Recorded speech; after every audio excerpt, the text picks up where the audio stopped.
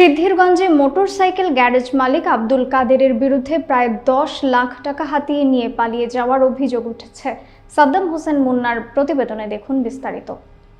চাঁদপুরের হবিগঞ্জ উপজেলার তারালিয়া এলাকার বাসিন্দা আব্দুল কাদের পাইনাদি নতুন মহল্লায় সেলিনা বেগমের ভাড়া দোকানে গ্যারেজ চালাতেন। অভিযোগ রয়েছে তিনি এলাকার বিভিন্ন জনকে প্রলোভন দেখিয়ে টাকা নেন, পরে হঠাৎ করে গ্যারেজের মালামাল সরিয়ে গা ঢাকা দেন।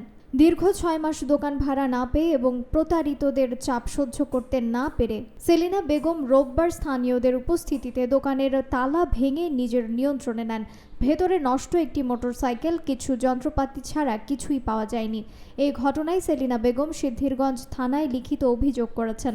তদন্ত কর্মকর্তা উপপরিদর্শক সালেহ আহমেদ জানান, অভিযোগ পেয়েছি আব্দুল কাদের পলাতক এবং তার বিরুদ্ধে টাকা নিয়ে পালিয়ে যাওয়ার অভিযোগের সত্যতা মিলেছে।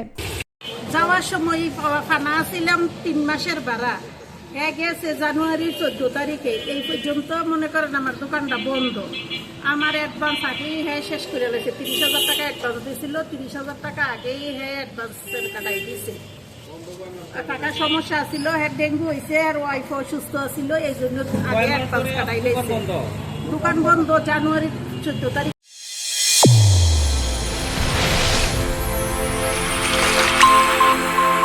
চ্যানেল A1 হৃদয়ের স্পন্দন।